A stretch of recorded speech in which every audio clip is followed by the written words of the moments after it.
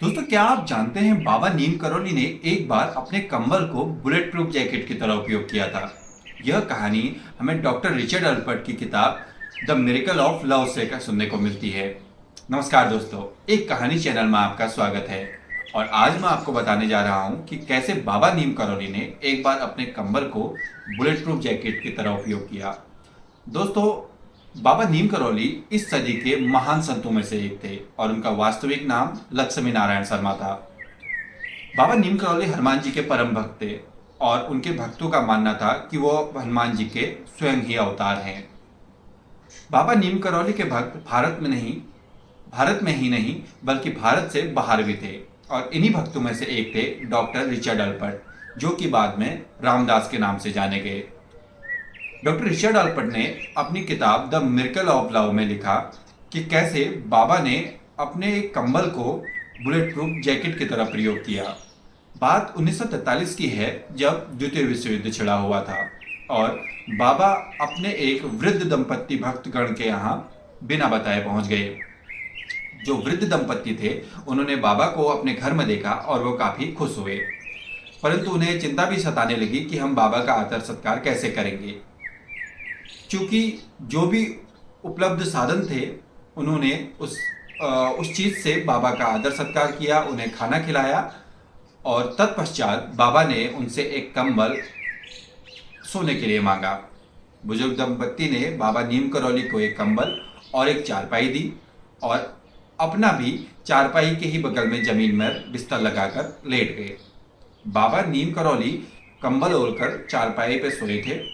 कुछ समय पश्चात बुजुर्ग दंपत्ति को आवाज सुनाई देती है कि जैसे बाबा कराह रहे हों और उन्हें बहुत दर्द हो रहा हो।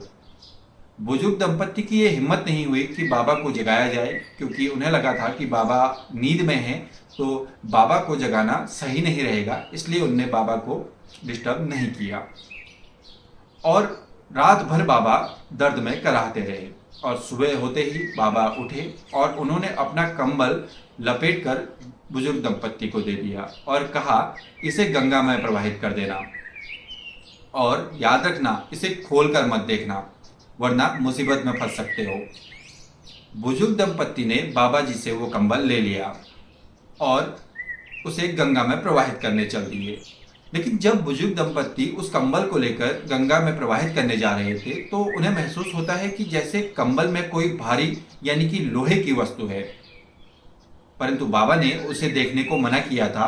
तो बाबा के कहे अनुसार बुजुर्ग दंपत्ति उस कंबल को लेके गंगा में प्रवाहित कर देते हैं।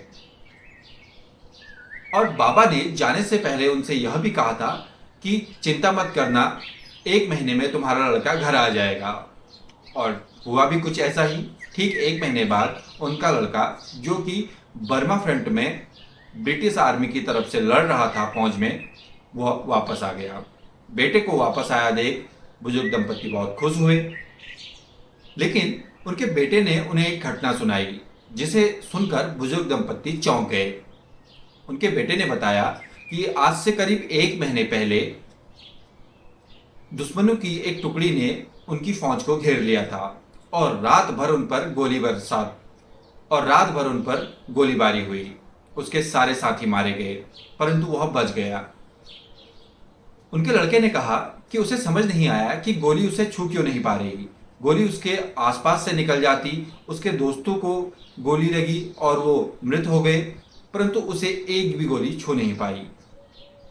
और यह सुनकर बुजुर्ग दंपत्ति की आंखें भर आई। उन्हें समझ आ गया कि उस रात जो बाबा करा रहे थे, उन्होंने सारी गोलियां अपने ऊपर ले ली और इसीलिए बाबा दर्द से कराह रहे थे। तो इस तरीके से बाबा नीम करौली ने सारी की सारी गोलियां उस कंबल में ले ली और उस कंबल को बुजुर्ग दंपत्ति द्वारा गंगा में प्रवाहित करवा दिया।